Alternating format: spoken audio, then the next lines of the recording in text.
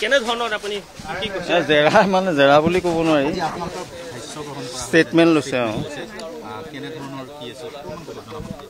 Statement লৈছে কেতিয়া লগ পালে কি কথা মই কেতিয়া লগ পাইছিলোঁ সেইখিনি আৰু মানে যিটো ইনভেষ্টিগেশ্যন সেইটোত সহায় কৰিবলৈ কৈছে তেখেতসকলে আৰু যিহেতু আমি ন্যায় বিচাৰিছোঁ জুবিন গাৰ্গৰ এই গোটেই কথাখিনিত ন্যায় পাবই লাগিব আমি গতিকে ন্যায় পাবলৈ হ'লে আমি সহায় কৰিব লাগিব গোটেই কথাখিনি সেইটোৱে ষ্টেটমেণ্ট লৈছে ষ্টেটমেণ্টটোত তেওঁলোকে কিবা কিবি সুধিছে আমি ধৰি লওক সৰু সৰু কথা কিছুমান কেতিয়া মই লগ পালোঁ শেষ কেতিয়া লগ পাইছিলোঁ সেইবিলাক কথা এতিয়া কোৱা নাই মানে আৰু এটা কথা কৈছোঁ কালি মুখ্যমন্ত্ৰীগৰাকীয়েও আহ্বান জনাইছে যে ছিংগাপুৰত যিসকল প্ৰৱাসী অসমীয়া আছে তেওঁলোকে এই SITৰ সেইটোতো হয় আহিব লাগে সেইটো আমাৰ দাবী মই আগতেও কৈছোঁ গোটেইখিনি আহিবই লাগিব কিন্তু আজি গাৰ্জেনখিনি তেওঁলোকৰ বিশেষ এটা মনোভাৱ দেখা পোৱা নাই তেওঁলোকৰ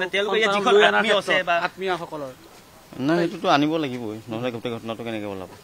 আৰু এটা কথা কৈছোঁ দাদা আমি আছোঁ ইয়াত নহয় জানো আমি এটা ষ্টেটমেণ্টহে দিছোঁ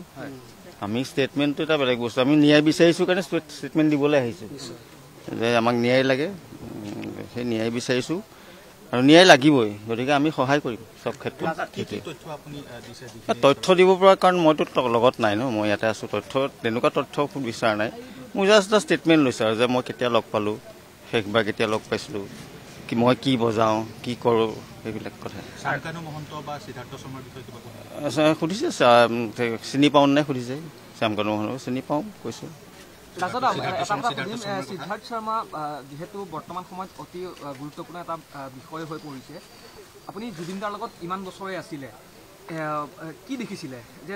বিভিন্ন এতিয়া বিষয় ওলাই আছে যে সিদ্ধাৰ্থ শৰ্মা জুবিনদাৰ বিত্ত কেলেংকাৰীৰ নামত বৃহৎ এটা কেলেংকাৰী কৰিছিলে নাই চাওক বিত্ত বিভাগটোত আমি নাই গোটেই বস্তুটোতে আমি নাই আমি বজোৱাৰ বাবদ এটা পে'মেণ্ট দিয়ে বছ আমাৰ কথা সুধিবলৈ ৰাইটো নাই যিহেতু জুবিন গাৰ্গে নিজেই হিচাপ নিবিচাৰে গতিকে মই গৈ সিদ্ধাৰ্থ শৰ্মাক হিচাপ সুধিব নোৱাৰোঁ আমি বজোৱাৰ বাবদ যি আমাক পে'মেণ্ট দিয়ে আমি লগে লগে পাওঁ বছ কিন্তু সিদ্ধাৰ্থ অলপ মিছবিহেভ কৰে সেইটো হয় এইটো মোক কৈছোঁ সেইবিলাক কথা সেইখিনি কথা কৈয়ে আছোঁ সদায় নহয় জানো সেইখিনি নকৰে জুবিন গাৰ্গকতো আপোনালোকে বেছি ভালকৈ জানে দেখোন সদায় পাই থাকিব এটা কথা কৈছোঁ কাৰণ সিদ্ধাৰ্থতকৈ আপোনালোক জুবিন গাৰ্গৰ লগত আগৰ পৰাই আছে যিহেতু গতিকে সেই কথাটোত কাৰণ আপোনালোকে মিছবিহেভ যেতিয়া কৰে তেতিয়া আপোনালোকে কথা নহয় মিছবিহেভ মানে সেইটো কোৱা আপোনাৰ মই আমাক মিছবিহেভ নকৰে আমাক মিছবিহেভ কৰাৰ কথা কোৱা নাই বেলেগক মানুহক কথা কৈছোঁ মই তাৰ ক্ষেত্ৰতো আছে নিজৰ ভায়েকৰ নিচিনাকৈ মৰম কৰিছিলে জুবিন গাৰ্গে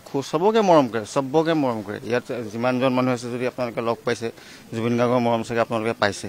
আমাকো মৰম কৰিয়ে ইমান দিন এনেকৈ ৰাখিলে গতিকে আৰু চবকে খুব বিশ্বাস কৰে তেওঁ চবকে বিশ্বাস কৰে বিশ্বাসঘাতকতা হ'ল গতিকে সেই গোটেই কথাবোৰত সহায় কৰিবৰ কাৰণে আমাৰ পৰা তেওঁলোকে ষ্টেটমেণ্ট লৈছে কেতিয়া লগ পালোঁ কি কৰিছিলোঁ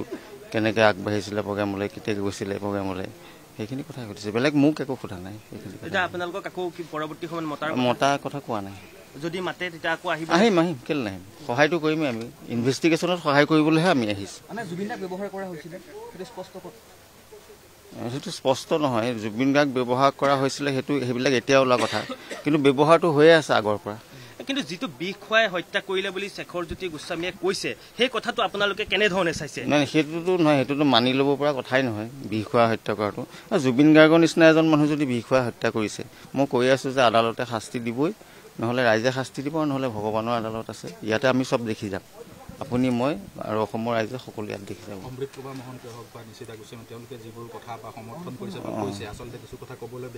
আচলতে মই চব কথা নাজানো চব কথা মই শুনা নাই মই যোৰহাটত আছিলোঁ 1 তাৰিখৰ এটা অনুষ্ঠান আছিলে যোৰহাটত আজি মই যোৰহাটত আহিছোঁ কালি ফোন কৰাৰ কাৰণে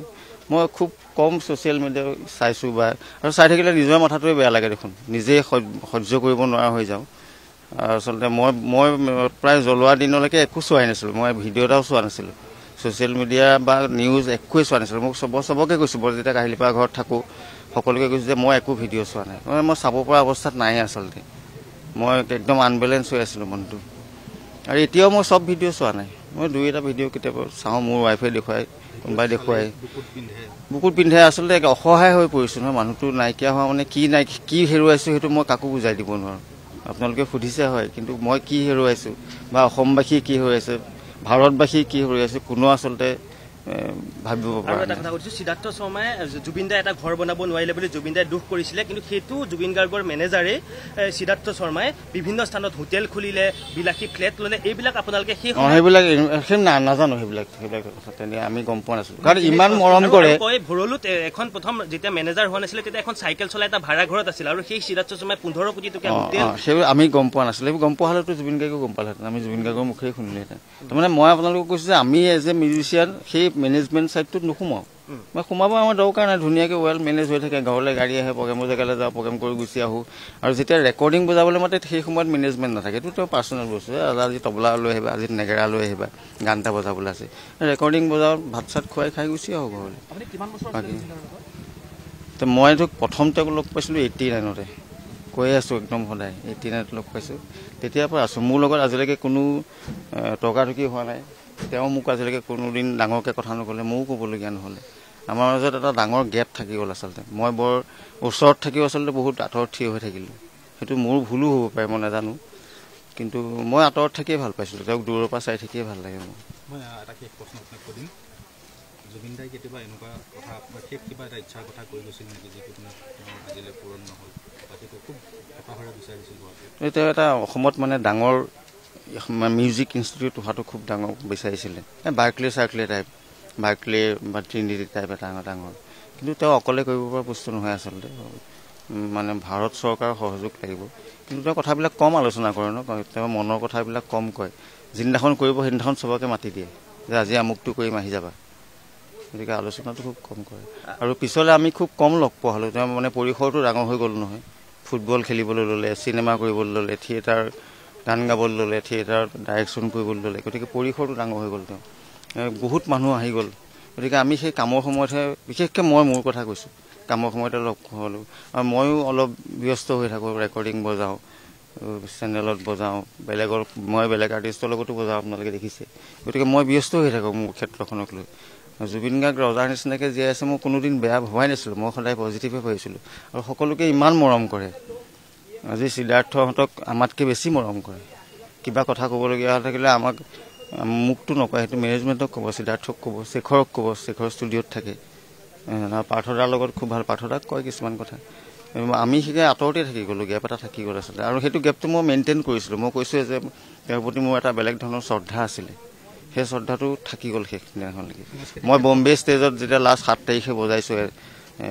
দুটা ভূপেন হাজৰিকা গান গাইছিলে, তেওঁৰ লগত মোৰ এষাৰ কথাও হোৱা নাই, অৱশ্যে মই গোটেই প্ৰগ্ৰেমটোত বজাইছিলোঁ বেলেগ বেলেগ আৰ্টিষ্টৰ লগত, গতিকে মই সেই টাইনা টিউন কৰিব লাগে, এইটো কৰিব লাগে, গতিকে মূৰটো তুলি চাবলৈ সময় পোৱা নাছিলোঁ। বজোৱা সময়ত যে তেওঁ মুখখন যেতিয়া দেখিছোঁ, আৰু দুটা গান গাই তেওঁ নামি গুচি গৈছে, মই তাৰপিছতো 4-5জন আৰ্টিষ্টৰ লগত বজাইছোঁ, গতিকে সেই গেপটো মানে সদায় থাকি গ'ল, বৰ বেছি কাষত থাকিবলৈ নহ'ল, তাৰমানে পিছলৈ। জুবিন গাৰ্গে আমি দেখিছোঁ যে তেওঁ কেৱল সাংস্কৃতিক ক্ষেত্ৰখনতে নহয়, ক্ৰীড়া ক্ষেত্ৰতো, চব ক্ষেত্ৰতে, চব গছ ৰোৱাৰ ক্ষেত্ৰত আপুনি চিন্তা কৰকচোন, জোনালী ঘৰখন ষ্টুডিঅ'লৈ আপোনালোক গৈছে, এই 3 বছৰৰ ভিতৰত গোটেইখন যেন অৰণ্য যেন লগা যেন কৰি দিয়া নাই, ইমান ভাল পাই গছ। ফুটবল খেলিছে, সেই ফুটবল খেলা পইচা দিয়ে, সেইটো কলাগুৰু আৰ্টিষ্ট ফাউণ্ডেশ্যনত জমা কৰে, সেইখিনি পইচা আকৌ দুখীয়া মানুহক দিয়ে, কোনোবা আৰ্টিষ্টৰ বেমাৰ হ'লে দিয়ে, কেনেকুৱা মহান মানুহ হ'ব লাগিব। বানপানীৰ সময়ত বানপানীৰ সময়ত আমি নিজে যাওঁ তেওঁলোকৰ লগত, নিজে গৈ মানে কি কৰা নাই মানে অসমৰ কাৰণে। হ'ব, নাই তেতিয়া তাৰমানে আমি এটা খুব গেপত লগ পাইছিলোঁ, মানে আমাৰ 28 মে'ত এটা প্ৰগ্ৰেম হৈছিলে, মে'ত ফটাখিল আমবাৰী, 28 মে' আছিলে চাগে, তাৰপিছত প্ৰগ্ৰেম নাই, যুদ্ধৰ কাৰণে প্ৰগ্ৰেমবিলাক বন্ধ হৈছিলে, মানে 9 তাৰিখেই বন্ধ হৈছিলে মে', কিন্তু 28 মে'ত এটা প্ৰগ্ৰেম হৈছিলে। তাৰপিছত আমি কম লগ পাইছোঁ, মই ভাবোঁ তেওঁ নিজৰ মতে থাকক, সেইকাৰণে খুব কম ওচৰলৈ যোৱা হয়, যোৱা নোযোৱা কথা একো কোৱা নাই। আগদিনাখন যদিও 16 তাৰিখে মোক লগ পাইছে, আমি একেলগে বহুত মানুহ বহি আছিলোঁ, তেতিয়া কৈছিলে কাইলৈ ছিংগাপুৰ যাম, 8:30 বজাত ফ্লাইট, সোনকালে উঠিব লাগিব, সেইবিলাক কথাই কৈছোঁ।